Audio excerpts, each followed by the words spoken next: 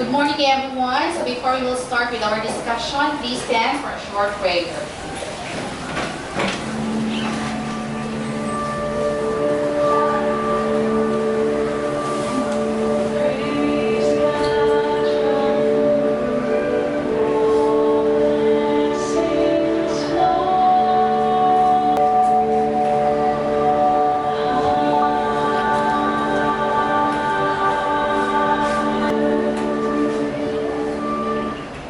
Good morning, grade 10 SPJ.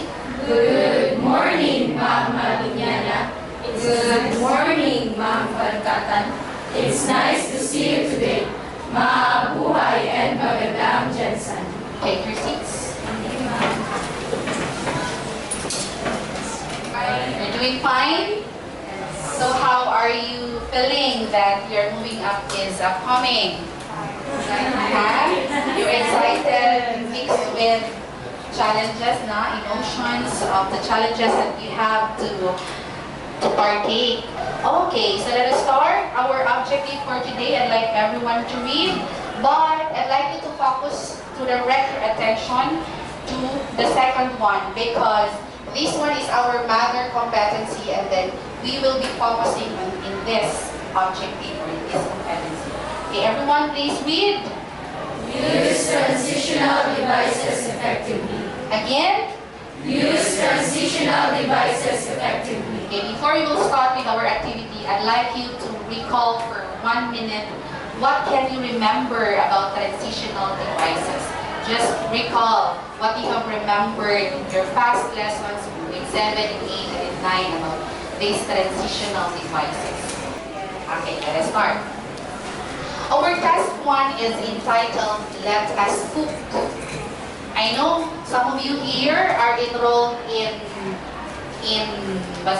cookery. Siguro naman there are some of you here engaged in cooking at home. Yeah. Who among you here are engaged in cooking at home? What do you cook? Rice. Rice. That's the basic, no? What menu or viand do you love to cook? Oh my goodness. Okay, I'm going to show to you the video on how you're going to cook rice properly. Are you ready? Yes. And after this, you're going to tell your classmates what's the process of cooking rice. Okay, this is the video. How's it going, everyone? Today I'm going to be making rice. This video is intended for my nieces and nephews and for others that don't know how to cook rice. Here we go. First thing you need is the rice cooker. The rice cooker in a cup and rice and water. Yes, okay, so in rice pot, there's a minimum and maximum level. On this pot, there's a 5 cup maximum and 1 cup minimum. This is the rice. Cup of meat. 1 cup. Wash. This is your ears. I think you're enjoying much the video. As much water as possible. Oh my god, what's wrong with him? Okay, now we have 5 cups water. 1, 2, 3. Around. It's the best to the rice.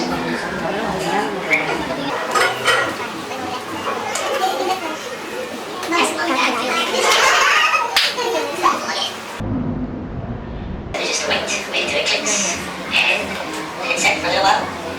Now, you're going to tell me the process of cooking rice. How do you cook rice? You will tell the process. Again, and I'd like to emphasize that. The process of cooking rice. How it is done. Tell me the step-by-step process of cooking rice. So would like to tell the process of cooking rice. Anybody? Yana. Yana. Please tell us. First, ma'am, we're going to wash the Rice cooker. Or the pot. Whatever it is that you're Let's using. cook the rice, ma'am. I mean the rice, and then you you measure the rice. Then third cup, you wash the rice, and then fourth, measure again the water, same as the measure of the rice you put. The next, Same with the measurement of the rice you put prior to putting the water. And then lastly, put the pot inside the rice cooker. if you're using the rice cooker, you're going to, of course, I guess you have to wipe it first, no? Yes. So that you'll not be able to damage the rice cooker before putting the pot on it. And if you're using stove, who is using stove here at home? Now, is anybody here experience cooking rice improperly or incorrectly? Yes. Anybody? April, did you experience cooking rice incorrectly? Yes. Why it happened and how it happened? How it happened and why it happened? What happened in the process? What happened? The water is not the same. The measurement The measurement of water is not the same with the amount of rice. with the amount of water. So what happened? What happened? Hindi siya maayos. The rice was not cooked properly because, can you say that?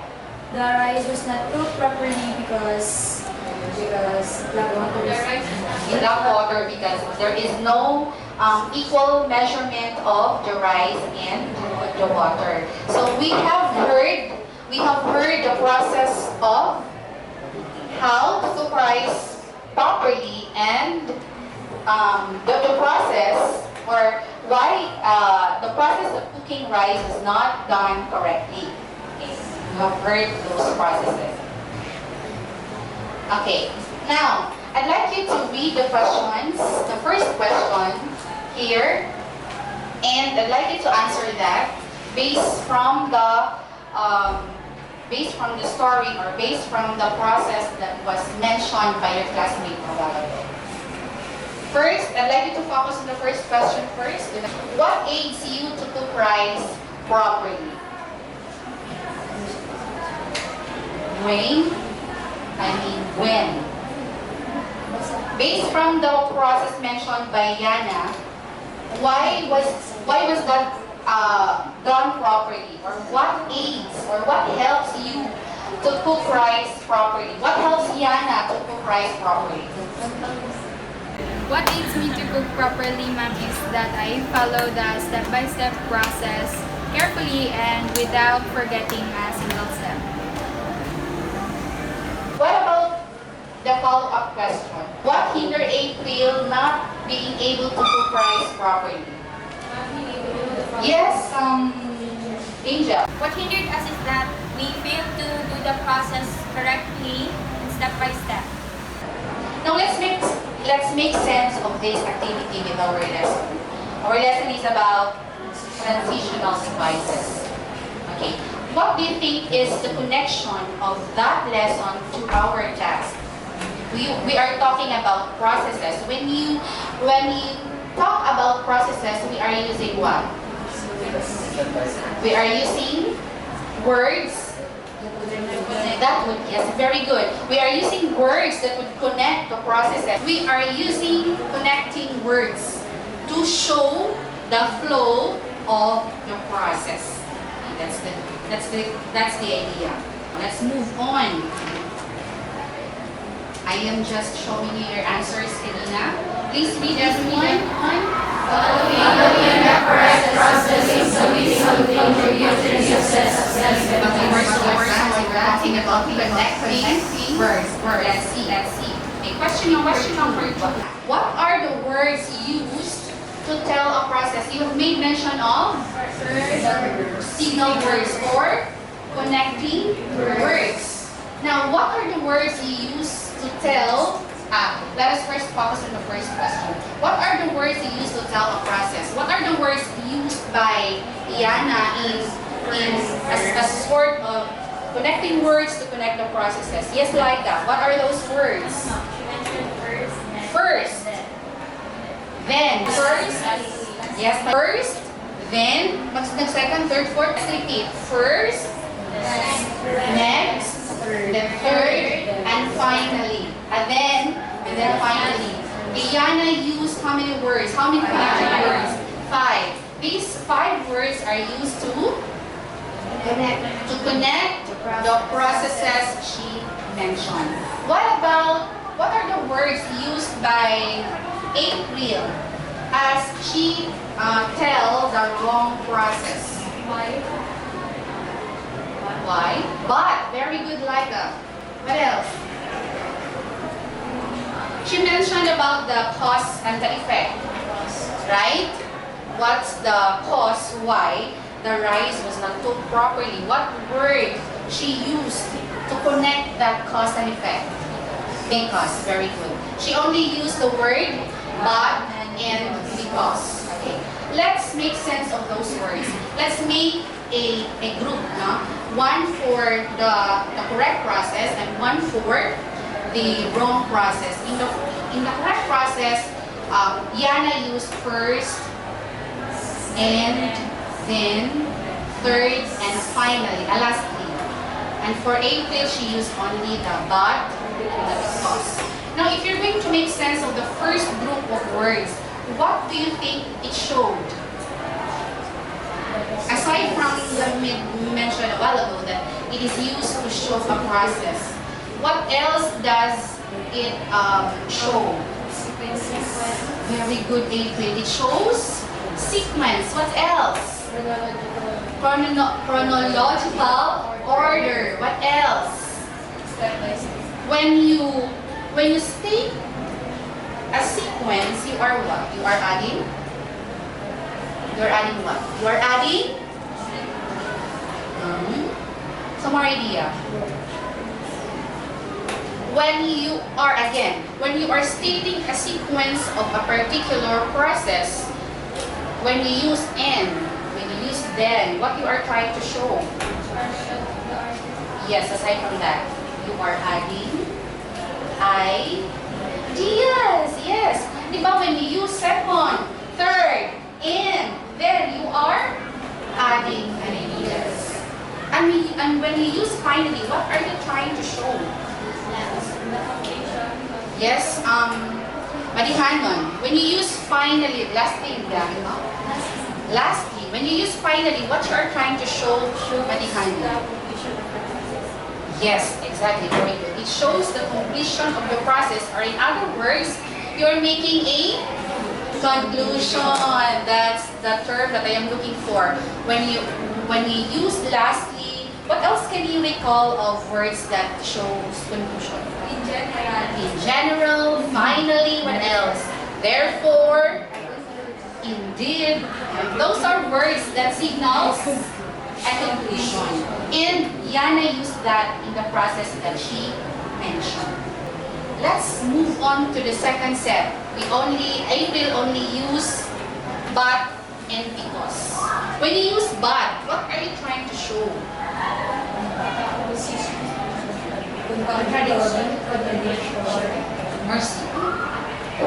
Mercy. When you use but, what are you trying to show? What idea you are trying to convey to your writer, to your readers, or to your audience? It shows contradiction or contradictory ideas. Aside from but, what else are words that we use when we wanted to show contrast? Yes, Laika. However, very good, Laika. How about Mark? Nevertheless, very good. Some more. But, diba? But and however have the same. Not. Parehala sila ng same. How about because? But and because na kasi hindi namin. How about because? When you use because, what are you trying to show? Reasons. What else? What words, aside from, yes, the effects, reasons and effects. Aside from because, can you think of some words that show effect and cause? Due to, very good, Angel. What else? Due to, okay. So, class, congratulations because you were able to identify from our class the transitional devices, the most commonly used transitional devices, which you can employ in your writing. I I know that you are working with your research paper now. This would really help you not to connect your ideas from one paragraph to the other. Let's move on to the next task. I'd like you to proceed to your groups of 5. Yung grupo ninyo. Please move. Move fast. Your groups of 5. The first to finish with this activity will receive a token from you. Is that open yet?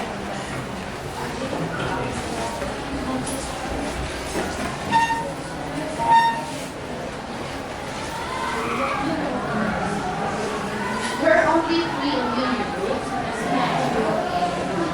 Do not open it yet. Wait for my cue. Do you listen for the instruction? You're going to read the paragraph where you have your copy. Aside from I'm going to present it on screen, but you have your copy. At my cue has sabay-sabay tayo. And be mindful, read the paragraph again. Read the paragraph and be mindful of the missing words. Do not open. Nag-cheese yan. Wala. Okay, you're going to choose the appropriate word which will fit each sentence from the pool of words I will be reflecting later on screen. The first to be able to finish with all the correct answers will be pronounced the winners. When you are done, I'd like you to make a short yell naming your groups. Diba you have your group name? You shout the name of your groups and of your group and make a yell. Okay, are you ready? Okay, open it now.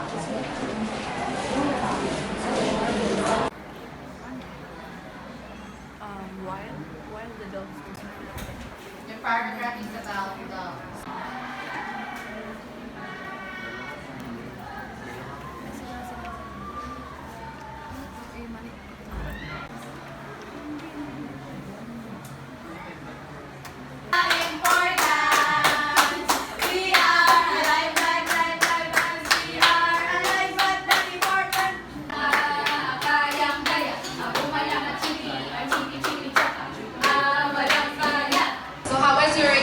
In identifying the transitional devices. Aishtelo, how was your experience? What are the difficulties you encountered? I'd like you to realize your own learning path. Got confused at what words we're going to use to finish sentences. How did you solve that? Yes, Vanessa. Ay, Vanessa. What helped us, ma'am, to create a meaningful sentence, ma'am, is that we looked up the sentences before the problem sentence and we examined connections between the paragraph, ma'am, and chose the best transitional device. Barked at her and the girl was what? Was frightened of what happened. So that's the result of the action that she did. Did you enjoy the activity class? Yes. Okay, very good. So let us review the answers. So addition of ideas, you have mentioned that, right? What transitional device specifically? And then, how about reasons? As reasons. Because. What about conclusion? As a result. What about sequence? First. Meron pa. And then. Okay, those are, and the when also. When, while. Those are words or connecting words that show sequence. Any questions?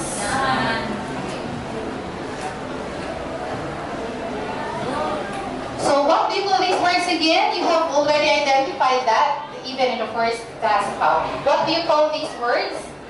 Transitional words. So how these words are being used in the sentence? Everyone? Our words are phrases that help carry a thought from one sentence to another. Okay, so you did that in our activity. You've looked into how the sentences are connected to each other. So what are examples of transitional devices to show agreement, addition, and similarity. We have identified kanina the word, and then what are other examples? First, second, third. Although first, second, third can be used also to show what? Sequence, but it can be used also to show addition or similar ideas. Like manner, similarity also, and then again. Questions about these words? Yeah, anyway, we're just having a recap.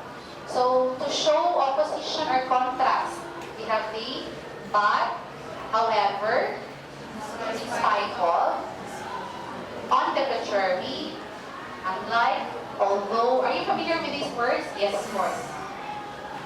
And another one is to show cause, condition, or purpose. What are those words that we use here in the paragraph? Because, in order to, because, due to, was mentioned kanina. Then so that, so as, since, in as much as, and then provided that. Another, we have here to support or to show example or to give emphasis. In other words, in this case, for this reason, indeed, certainly, surely, for example, we're showing example, right? For instance, and finally we have effect as a result. Yes, and again kanina, right? Consequence, consequently, in that case, for this reason, because of. The last one is to show conclusion. In fact, what else can you remember? Therefore, to summarize with it, indeed, generally speaking, in summary, obviously. Then for your activity, please read the instruction on screen. Everyone ready, go. Proceed to your groups of 5 and perform the assigned tasks in your group.